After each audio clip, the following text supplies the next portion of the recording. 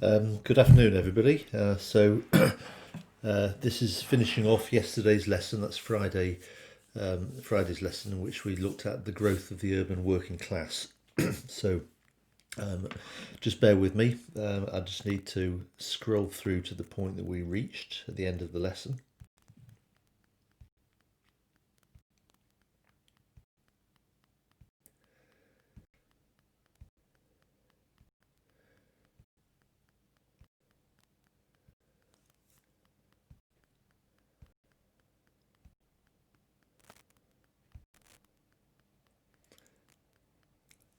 So the first strand that we covered was about urbanisation, looking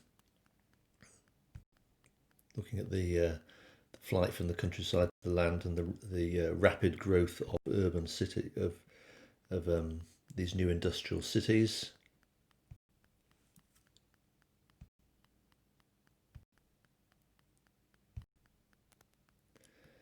And we then looked at the growth of the Social Democratic Party, which was an international political party based in every industrialised or industrialising nation. And what's very distinctive is the fact that it grew so rapidly in Germany, which is probably no surprise because, of course, industrialisation and the growth of cities was very, very rapid in Germany because it started so late. So by 1912, the SPD in Germany had become the largest political party.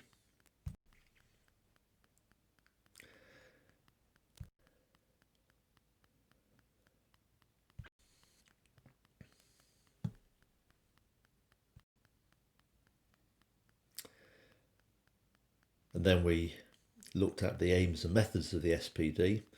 The SPD are the political party of the working classes, in particular the urban workers in these new growing industrial cities. So that's who they represented. And the philosophy, or the ideology as we call it, of the SPD as an international workers' movement was based on the ideas of Karl Marx, who was a philosopher. And we pointed out that a distinctive feature of the SPD in Germany is that the leadership were quite moderate. They didn't really advocate a violent overthrow of the rich. They advocated constitutional reform, in other words, persuading the German government to amend their constitution to give the working class a more reasonable say in the running of the country.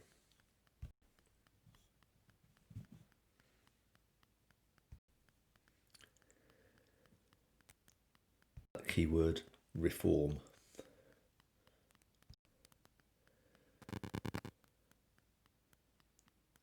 Okay, so we then looked at Germany's first Chancellor, Bismarck, and his approach to the problem of the SPD. And obviously, because government in this new Germany was dominated by the upper classes, by the Junkers, they felt very threatened by the rapid growth of this political party called the SPD. So let's just have a look at what it says in a nutshell. We'll sort of use this video to go through the details of this. So Germany's first Chancellor, Otto von Bismarck, like most of his social class, was unhappy with the growing strength of socialism and the Social Democrats, which challenged the traditional political power of his own social class, the conservative elites. Nevertheless, continued industrialisation was important to Bismarck for Germany to become a great power. So that's an important point. Bismarck is the Chancellor, the head of government of a new country. And for the new country to survive, and to grow and to develop and to be able to compete against other countries such as Britain, it needs to industrialise, because obviously industrialisation provides the means to equip the German army with modern weapons, etc.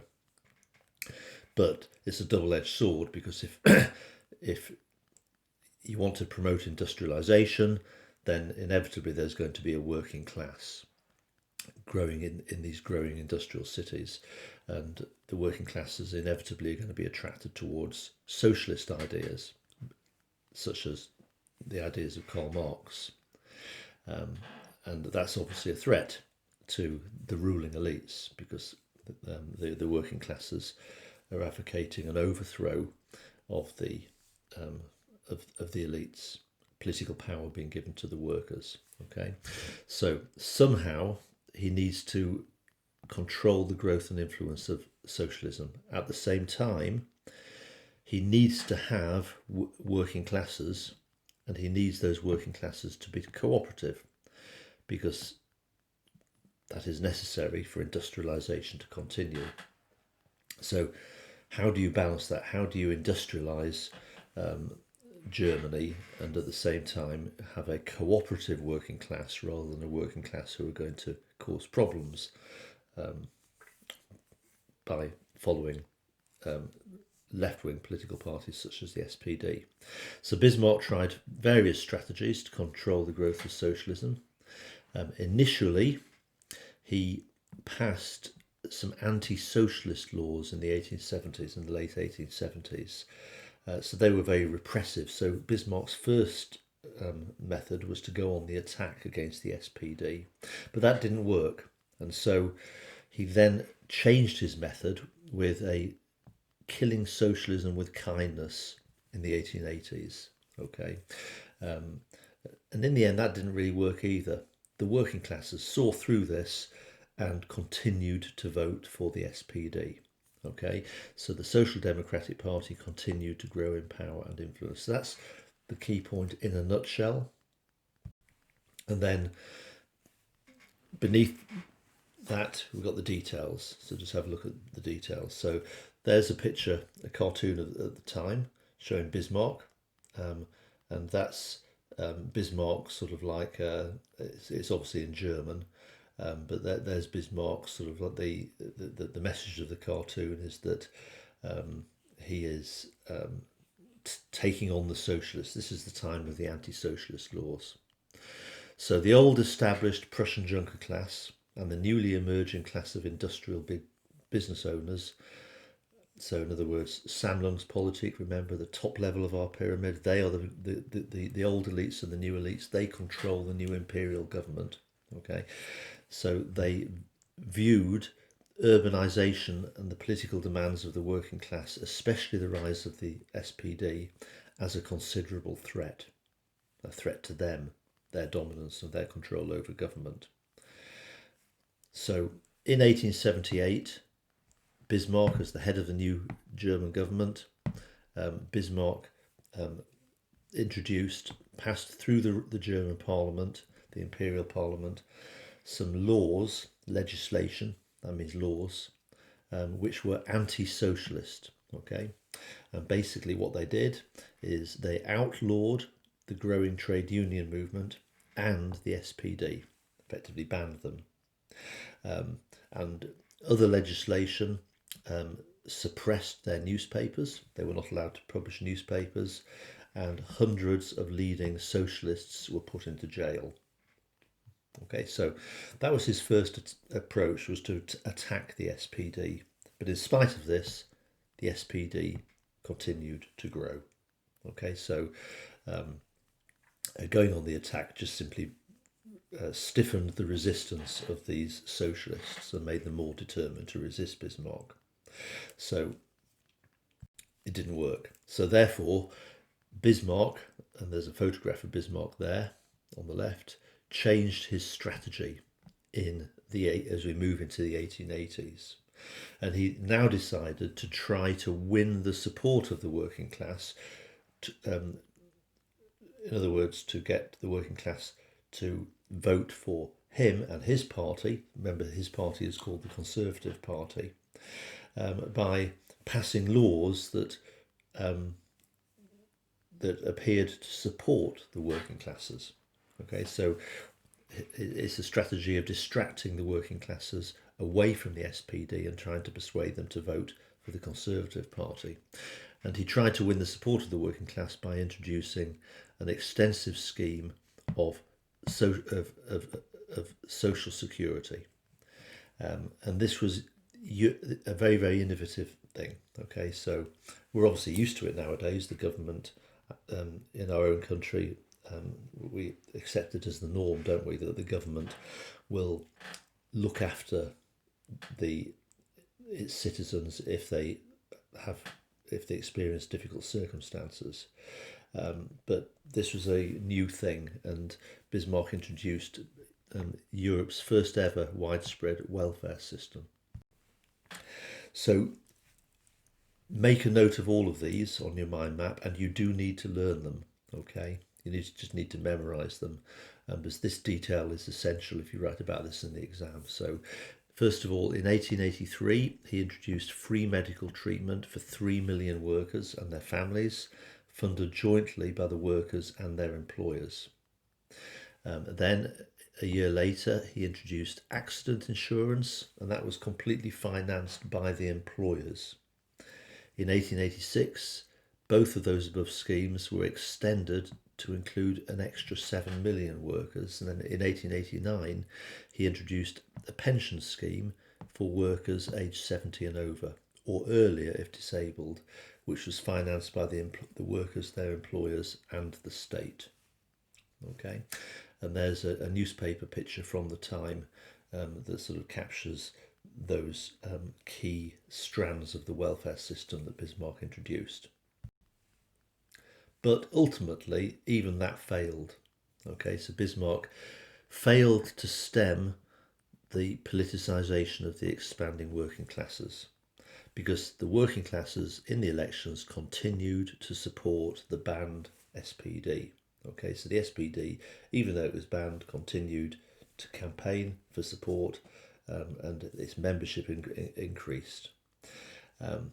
Why was that? It was partly because Bismarck's welfare system did not address the core problem. Okay, it kind of tackled it from the edge, on the margins. It did not actually do anything to improve working conditions in the factories. So, for example, Bismarck refused to pass any laws that would set working hours, restrict child labour, or allow Sunday as a rest day. And again, part of the reason for that is his alliance with the industrial elites. Okay, Samling's Politic. So the party of the Junkers, the Conservative Party, of course, was working closely with the National Liberals, which is the party of the industrialists, to make sure that they control Parliament, that the seats between them have a majority. He can't afford to introduce legislation that would alienate his partners, the industrialists, okay, who were the backers of the National Liberals.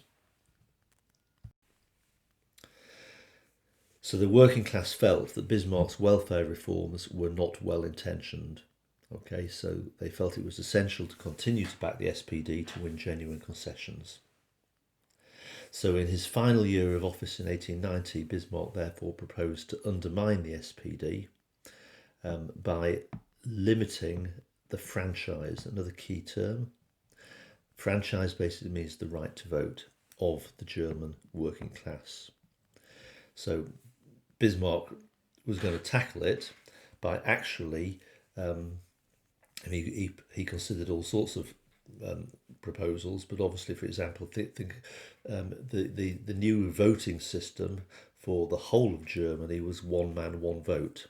Okay, every man over the age of 25, whether you were working class or middle class or upper class, had the same vote. Now, of course, within Prussia, it was a weighted vote in which the upper class, their vote counted for 3 votes of a working class man. And one of the things that Bismarck was considering was extending the Prussian voting system to the whole of Germany. Okay, so that would have restricted the vote of the German working classes. So Bismarck took that proposal to the new young Kaiser, and remember we spoke about that in the lesson yesterday. The new Kaiser who took over in 1888, was a young 29-year-old man, the grandchild of Kaiser Wilhelm I, who had been the German emperor since 1871. And Bismarck had been a loyal servant of Kaiser Wilhelm I, but this new Kaiser who came in 1888 was really looking for an opportunity to get rid of Bismarck. Okay, they never got on. And so this was actually, this proposal to restrict the right to vote of the German working classes was rejected by the new young Kaiser Wilhelm II. Okay, and possibly for good reason. The new young Kaiser Wilhelm II said that that could possibly push the working classes over the edge and lead them to pursue a violent revolution. Remember, the SPD, the party of the working classes, was actually fairly moderate in its approach. All they wanted was constitutional reform, and the new young Kaiser said, we can't afford to take that chance. Okay, it may make the SPD leadership more radical, more extreme in their approach. Okay, and so as a result of that, Bismarck, the first German Kaiser, was dismissed in 1890, in the third year of the reign of Kaiser Wilhelm II. Okay, so that's Bismarck. Okay, Bismarck's policies. So one more strand to do, which is the chancellors under Kaiser Wilhelm II. And we're primarily interested here in Caprivi, 1890 to so that's a mistake. That should be 1890 to 1894. Okay, correct that, 1894. And then Chancellor Bülow, who was actually 1900 to 1909, and Bettmann Hollweg, who was the Chancellor from 1909 until 1917. He resigned near the end of World War I. Apologies, didn't read the in a nutshell. So in a nutshell, Bismarck resigned in 1890, shortly after a new Kaiser Wilhelm II inherited the imperial title. The chancellors who worked for Kaiser Wilhelm II all tried to tackle the growth of socialism in different ways. But like Bismarck, they all failed. And the evidence of that is the Social Democratic Party, the SPD, continued to win more and more votes from these working classes in the cities. So that by 1912, the SPD had become the largest party in the Reichstag, and you remember that it had actually achieved 110 seats in the election of 1912. Okay, so again, that's just a reminder. Don't worry about Hohenlohe, that one there. In a sense, little of importance happened during his chancellorship, but what we are interested in, first of all, is Caprivi, then Bülow, and then Bettmann Hollweg. Okay, and in a nutshell, what we're really interested in with Caprivi is the commercial treaties. And what we're particularly interested in with Bülow and Bettmann Hollweg is what we call the policy of Weltpolitik. Okay, so Kaiser Wilhelm II's policies towards the rise of social democracy. First of all, Caprivi. Okay, there he is there. So he was the Chancellor. Remember, Chancellor is the head of government. Okay. Who succeeded Bismarck after Bismarck resigned in 1890. So Caprivi basically continued with Bismarck's policy of trying to kill socialism with kindness. So he picked up those measures and he extended them. So he extended accident insurance, he restricted child labour, and he lengthened sickness insurance. Okay, so that was the one of the key features for Caprivi. So Kaiser Wilhelm II forced Caprivi in the end to resign. Again, largely because Caprivi's measures were not having any impact. The working classes continued to vote for the SPD, The ban on the SPD, by the way, in the meantime, had been lifted by Kaiser Wilhelm II. Remember, Kaiser Wilhelm II was anxious that the SPD would become a revolutionary party if it was banned. Okay, so it was now allowed to stand in elections, but in the end, the working classes are really not that. They can see through these welfare measures that were being introduced by Bismarck and then by Caprivi. So in 1894, Caprivi was forced to resign. It didn't last that long.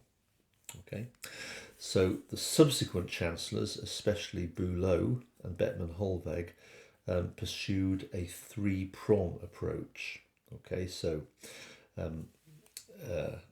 strategy one, they continued the policy of trying to win working class support by extending welfare and social security measures. So that policy was not abandoned. Both Bülow and Bettmann-Hollweg continued what Bismarck and Caprivi had done to some extent. Okay, so the welfare and the social security measures continued, but at the same time, they encouraged the various conservative parties in the Reichstag that represented both the old and the new elites to work together to try to keep the SPD from gaining power in the Reichstag. And remember, the political parties of the old elites was the Conservatives. That was the Conservative Party. And the political party of the new elites were the National Liberals. And that union, those two political parties, the parties that basically represented the old rich and the new rich, okay, that coming together we call Sammlungspolitik, the alliance of steel and rye. There's another phrase that we use. We mentioned it in the past. So Sammlungspolitik as an approach pretty much became significant under Bülow and Bettmann-Hollweg. And then the third strategy is what we call Weltpolitik. Now this is what I referred to in yesterday's lesson when I gave the example, in a sense, of modern governments do it, okay, in the 20th and 21st century. This is not new. When you've got growing tensions caused by discontent at the bottom of the social pyramid, in other words, discontent amongst the working classes in the cities. And once you get that sort of rumbling of discontent and it's starting to spill out onto the streets, in other words, they're not really content to pursue peaceful reform through Parliament, but they start to take their protests to the streets with marches and banners, etc. Then, of course, governments, especially governments that have been elected into power by the rich, by the middle and upper classes, such as with Germany at this time, are going to get pretty anxious. And what often happens in history is that the government's solution to that problem will be a foreign policy solution. That if they can find a way of achieving things with a foreign policy, with an adventurous foreign policy, then the working classes will be distracted away from their problems and their discontent, their appalling working conditions and living conditions, etc., and will hopefully become proud in the victories of their country against other countries.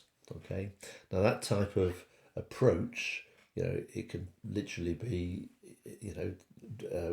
we see in the modern day that the working classes, during the World Cup finals, if England is doing well in international football competitions, then the working classes will suddenly become much happier to an extent. Okay, I gave the example of in 1982.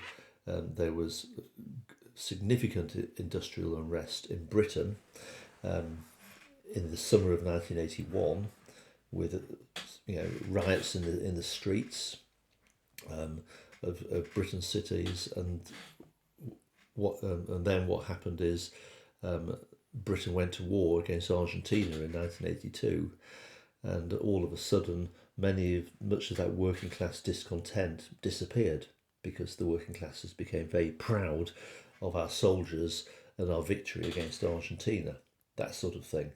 So it's that sort of idea. It's about distracting the workers by pursuing an adventurous foreign policy. And what Chancellor Bülow did is he pursued a policy which literally is called world policy. Weltpolitik is the word in German. So he is trying to manage, and remember you've got to use the right language here, the growing problem of the politicization of the working classes. That's the problem. The working classes have become politicized. They have become engaged in politics. They are following the ideas of Karl Marx, and Karl Marx's philosophy was that eventually, over time, the industrial workers will develop a revolutionary conscience and will want to overthrow the rich, people who dominate government.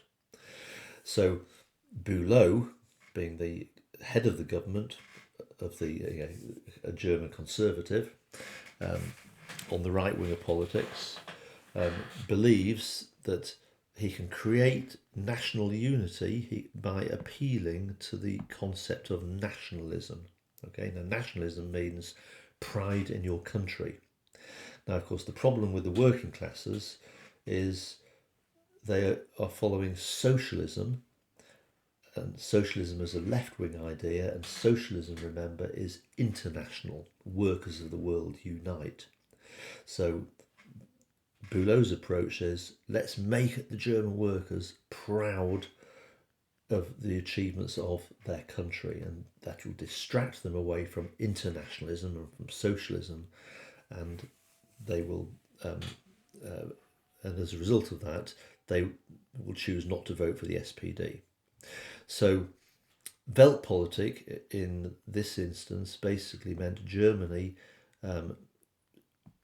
decided to create colonies abroad, okay, pursued the race for colonies abroad. Now, a colony is a piece of territory in an undeveloped part of the world, and in particular Africa in the late 19th century was massively underdeveloped, and most of the European industrial nations, Britain, France, even Belgium, were pursuing the race to grab territory in Africa which they would rule themselves. And Germany, under Kaiser Wilhelm I, had never really got involved in the race for colonies. Bismarck absolutely believed we should not get involved in that sort of thing, in particular because Bismarck believed that it would upset Britain, and Germany and Britain were traditional friends, and Bismarck had always been very keen to make sure that Britain stay friendly with Germany.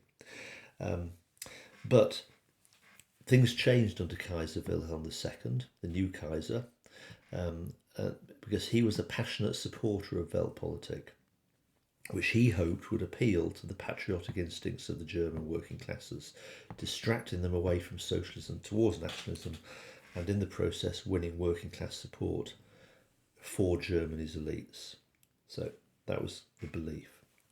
Okay, so there's a nice picture there, kind of like captures it's from a French magazine at this time, and it's making fun of Kaiser Wilhelm II, and you'll see the sun behind him, and that phrase was used at this time to capture what Kaiser Wilhelm II's aspirations were. He was looking for a place in the sun, which is an allusion to the fact that he wanted colonies in Africa, and Africa is obviously a hot continent with a lot more sunshine. So he was pursuing the race for territory overseas. And of course, we mentioned it in the previous lesson, it was a dangerous territory, a dangerous policy. That's the reason Bismarck had not wanted to go down that line, because to get colonies in Africa, Germany needed to develop a navy. And Kaiser Wilhelm II was passionately interested in boats, in building a navy, and in the end, Britain felt really threatened by Weltpolitik because Britain traditionally ruled the waves, Britain being an island, and could not understand why Germany needed and wanted to build a navy and to take land abroad when Germany was mainly a landlocked European power. So that was the issue. And of course, those tensions ultimately overspilled and is one of the reasons that war broke out between Britain and Germany in 1914. So, all these policies pursued by the chancellors under Kaiser Wilhelm II largely failed. The evidence for that is, of course, the SPD continued to win more seats in the elections until in 1912 they won 110 seats in the Reichstag elections, making them the largest political party in Germany. So you can sort of see that growth there. Look at the Reichstag elections in 1887. The SPD on the left wing, okay, achieved about 10 seats, okay. And in 1887, the largest party, the party that got the most seats, were the National Liberals. And the German Conservatives, the third largest party, okay. But you can see why the National Liberals being the party of the industrialists and the Conservatives being the party of the Junkers, if they worked together, Sammlungspolitik, their seats added together, so the National Liberals had 100 seats and the German Conservatives had 80 seats. That's 180 seats. They dominated the German parliament, those two parties working together. Okay, so Sammlungspolitik worked. But by 1912, 25 years later, look how it's changed. And that's the impact of industrialisation. With industrialisation, you've got more and more working classes. And with more and more working classes reaching voting age, the SPD is growing and growing. And so there we have it, 110 seats on the far left of politics, the SPD. And conversely, the National Liberals has dropped from 100 seats to about 45 seats, and the German Conservatives likewise have dropped to 41. So between them, I think it's about 86 seats. So the SPD with 110 seats are the largest party, and the SPD vote outbalances the combined vote of the National Liberals and the German Conservatives. Of course, there's another political party, the Centre Party, and we'll talk more about them because they were the party of the German Catholics. And so the National Liberals and the German Conservatives, in other words, the political parties of the rich, of course, were very interested in trying to persuade the Centre Party to vote with them, to join their alliance against the SPD. And that's what we mean when we talk about the Centre Party as being a sort of balancing party. In German politics, the Centre Party knew that their vote was important. And the Centre Party sometimes would vote with the parties of the right, and sometimes they would vote with the parties of the left, okay, depending on what they could get out of it for themselves. But that's a story that we'll look at in a later lesson. So the final bullet point there, when war broke out in 1914, the vast majority of the German working class, along with the SPD and the trade unions, actually supported the outbreak of the war. We'll look at that, and that comes back to that key point that actually the leadership of the SPD, were fairly moderate. Okay, they were not really radical Marxists. Okay, if they had absolutely followed the ideas of Karl Marx, they would have been calling upon the working classes to not support the war, to rise up and to overthrow the rich. But actually, the leaders of the SPD were very happy to work with Kaiser Wilhelm II and his chancellors, okay, rather than against them. And in a sense, the problem is Kaiser Wilhelm II kind of overreacted. He didn't trust the SPD when perhaps there was room for trust, because the SPD leadership was willing to work with him if he was prepared to work with them. But unfortunately, the Kaiser wasn't prepared to work with them. So there we go. That's our lesson, and there's our completed mind map. So hopefully now you've finished off your mind mapping. So a reminder that in our next lesson we'll actually start Depth Study 1. So we'll be going back to 1871. Hopefully you got a sort of good overview of a lot of the sort of broad issues for the period 1871 to 1914 now, but we'll go back and do a Depth Study 1. We'll look in detail at the years of Bismarck, okay, 1871 to 1879. Hopefully that's useful for you. Thanks very much. Enjoy the rest of your weekend.